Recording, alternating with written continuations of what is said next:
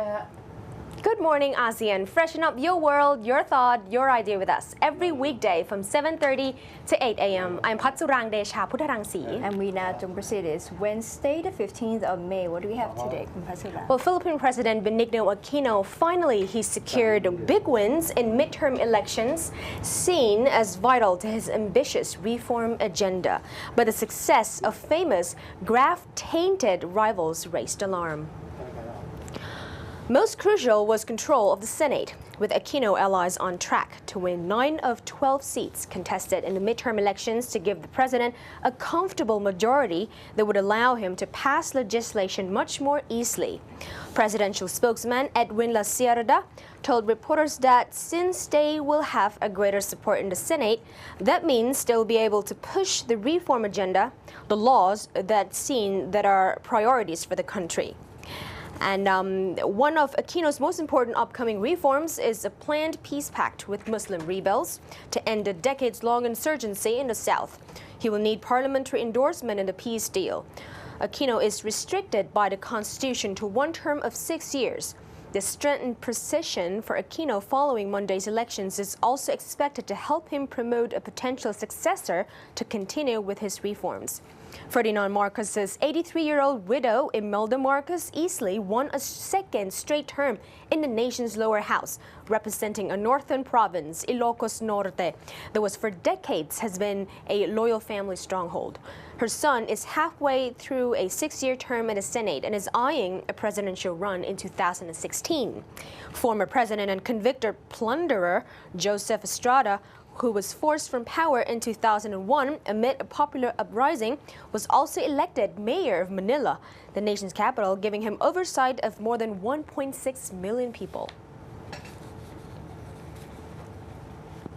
Well, Myanmar's President Thein Sein will soon make a state visit to the United States. It is the first state visit by a leader of Myanmar in almost half a century, but it's not exactly confirmed when that will be. The trip will be the first to Washington by a head of the country, since military leader Ne Win was invited in 1966 by President Lyndon Johnson.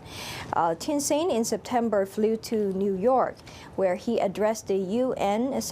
General Assembly following a series of visits to Myanmar by U.S. officials, including Secretary of State Hillary Clinton. Obama paid his own visit to Myanmar in November when he praised the nation for its transition but called for progress on reforms, particularly in treatment of ethnic minorities. Meanwhile, Myanmar on Sunday began moving homeless Rohingya living in flimsy tents into emergency shelters as a cyclone threatened to bring heavy rains and strong winds to Rakhine. Officials said about 140,000 internally displaced persons are seen as particularly vulnerable to Cyclone Mahesan, which was gathering strength in the Bay of Bengal and set to make landfall on Thursday near the Bangladesh-Myanmar border.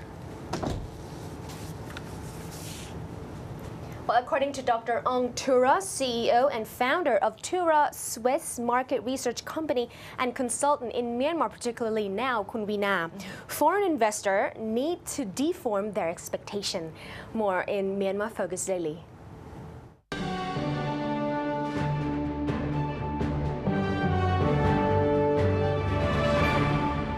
Continuing with Myanmar market, Dr. Aung Thura, CEO and founder of Thura Swiss market research company and consultant, explained that the purchasing power in Myanmar is actually higher than the official data. He believes there are many wealthy people in the country, but sometimes they use gray or black market that the information did not show in official statistics.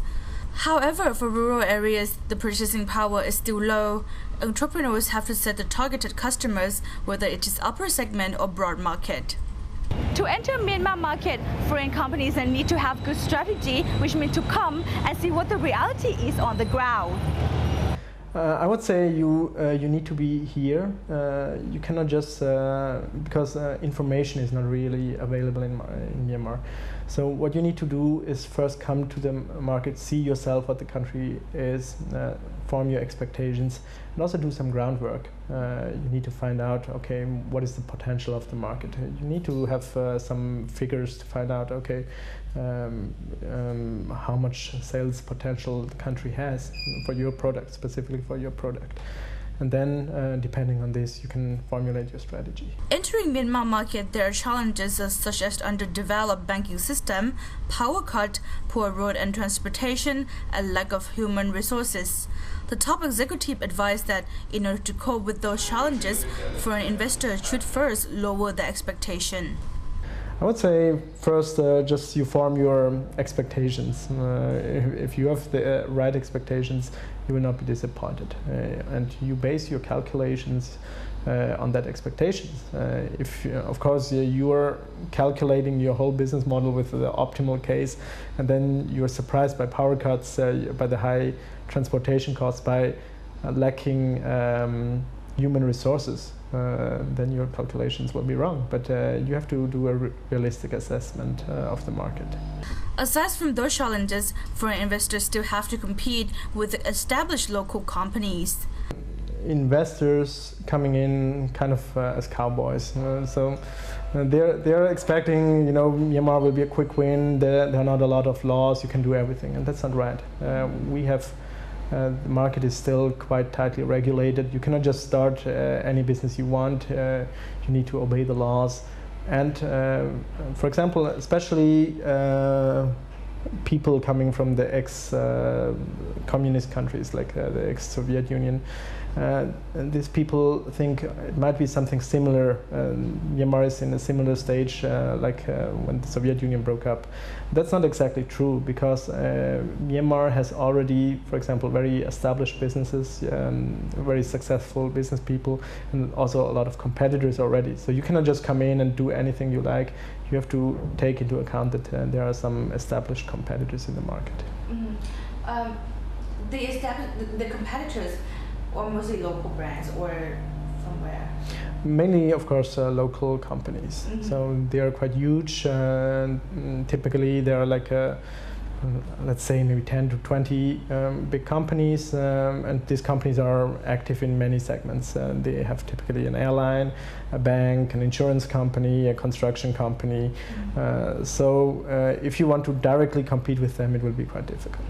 The best way for foreign investors would be to partner with local partners, as they will understand the local market better and know how to access the market. On the way, Tang Mi Sang from Myanmar Focus Daily.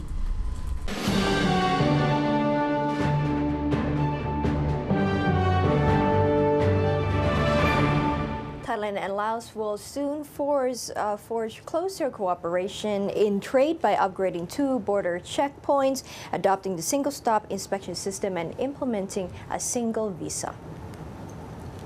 The Foreign Ministry proposed to the Cabinet yesterday the draft agreement for the second joint cabinet retreat between Thailand and Laos on Sunday in Chiang Mai. The signing of the joint statement by the 2 foreign ministers will be witnessed by the Prime Minister. Under the agreement, 2 temporary border passes will be upgraded to permanent status. The Pudu checkpoint between Uttaradit in Thailand and Sayabuli in Laos will be opened permanently next year, while the Ban Sop Brook checkpoint connecting Chiang Rai and Bo Kaeo was already opened last July. To facilitate the movement of goods and people, Thailand will soon adopt a single-stop inspection system at the first Thai-Lao friendship bridge between Nong Khai and the Laotian side of the Mekong near Vientiane. The system will reduce time for truck transportation. Thailand and Laos have also agreed to promote the utilization of routes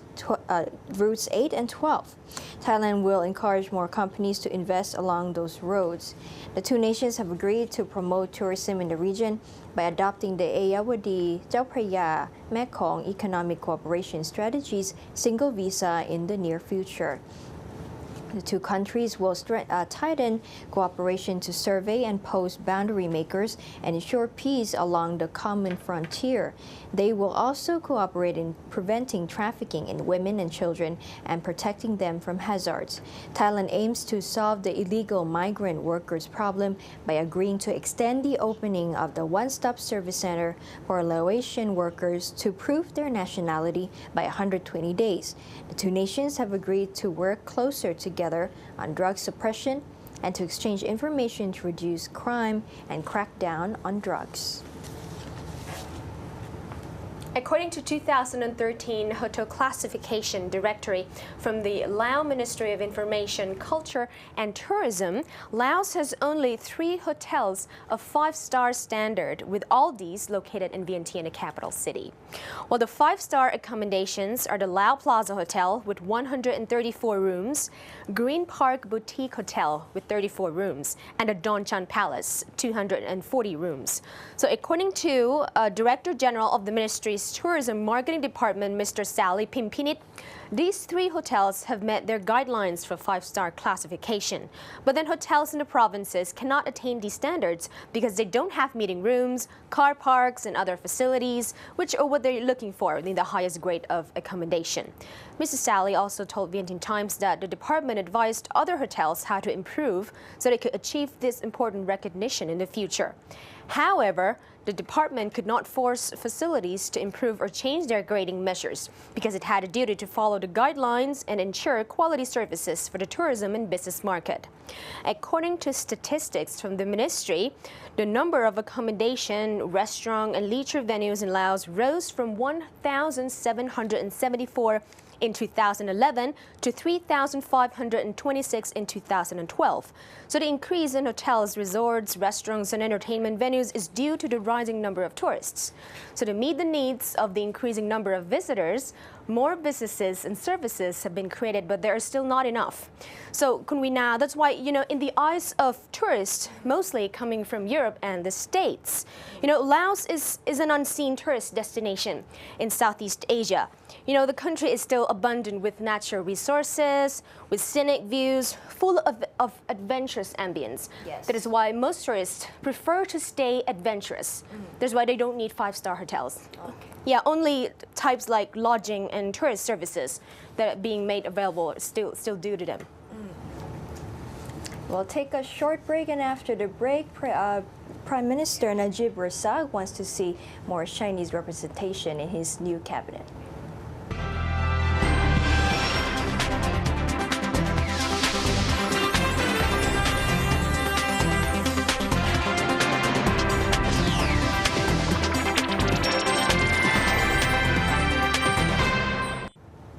In Malaysia, Chinese representation in the cabinet remains a priority for Prime Minister Najib Razak in drawing up his administrative team. It is understood that Najib has had several meetings with Barisan national component leaders, including his own senior UMNO officials, over this dilemma since Malaysian Chinese Association, or the MCA, had declined to accept any government position after its dismal showing at the general elections. MCA won 7 of the 37 parliament seats it contested, and the party EGM last year had resolved that if they did not do as well as the 2008 general election, they would not accept any government position. However, it is understood that Najib wants to maintain Barisan's multi-racial concept, which requires the Chinese representation in the cabinet, which is expected to be sworn in on Thursday.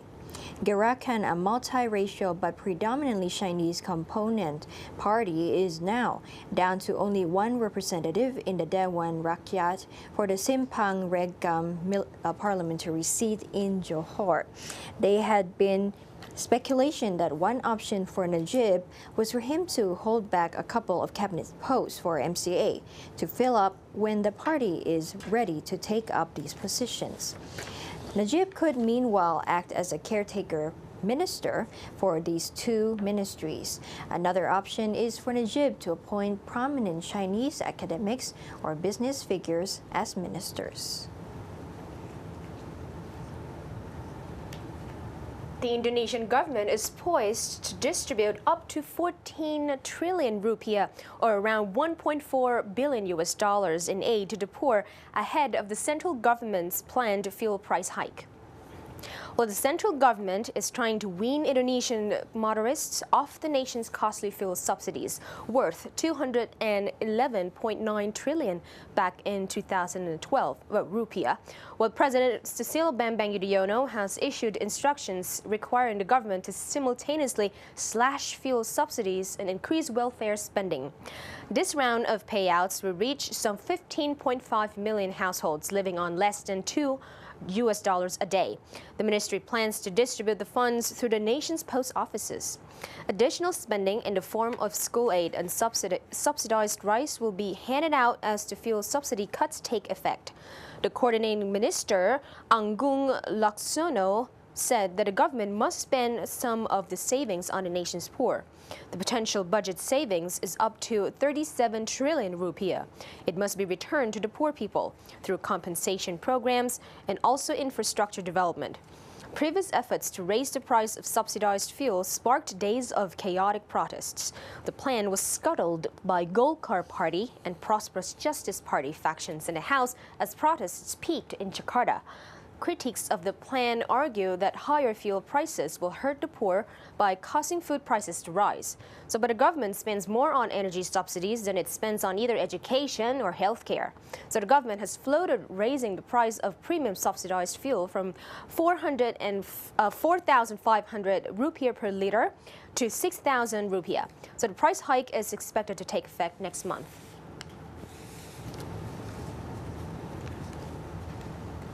Asean Go Green today is, of course, on the Prab Khaya company again. Now, today the company talks about the waste recycling business work and why they actually, consider other people's trash is more expensive than gold.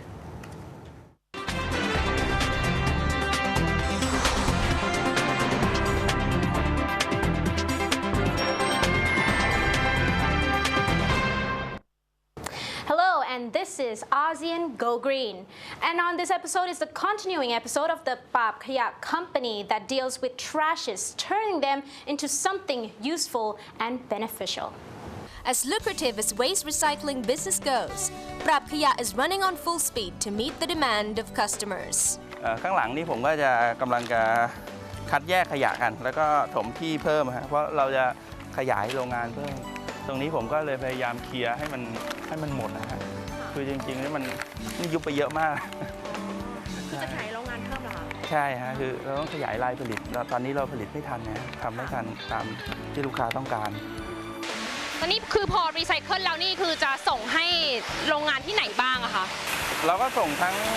ในประเทศต่างประเทศนะครับคืออย่างช่วงนี้ถ้าเศรษฐกิจเราเขาเรียกว่าบาทเราแข็งเนี่ยเรามีปัญหาบางทีเราก็ต้องดูพิจารณาของในประเทศเป็นหลัก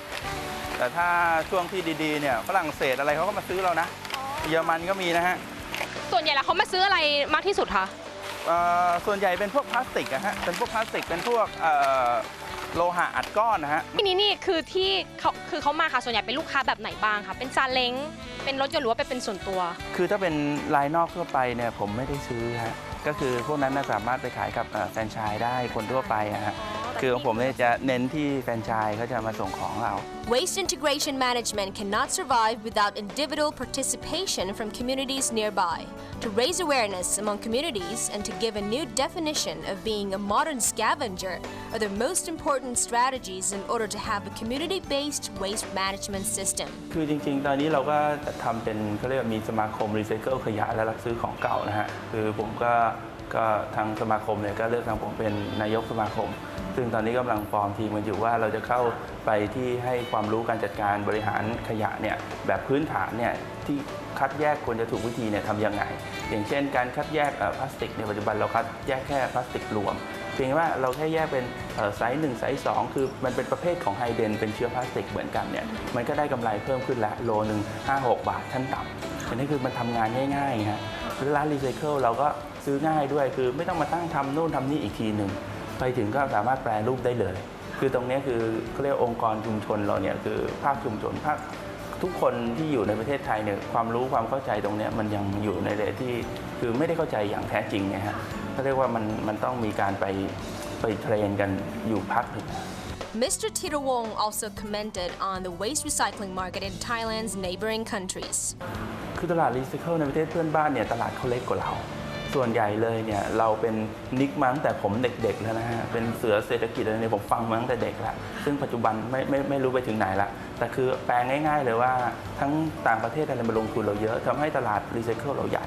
ธุรกิจรีไซเคิลไม่เหมือนธุรกิจอย่างอื่นธุรกิจรีไซเคิลแปลว่าเมื่อมีซัพพลายเยอะราคายิ่งแพงธุรกิจอย่างอื่นนี่ซัพพลายเยอะ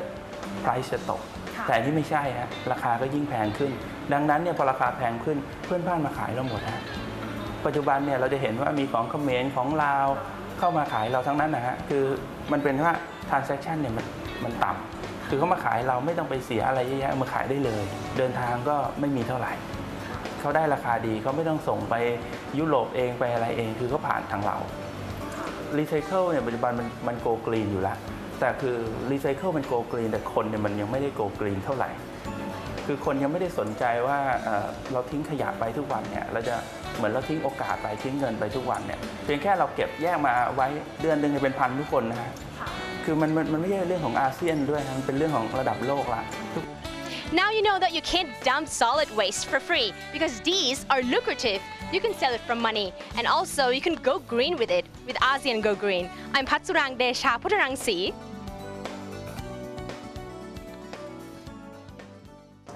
And this is it for this episode of ASEAN Go Green, the program that will widen your perspectives of how to go greener with your environment.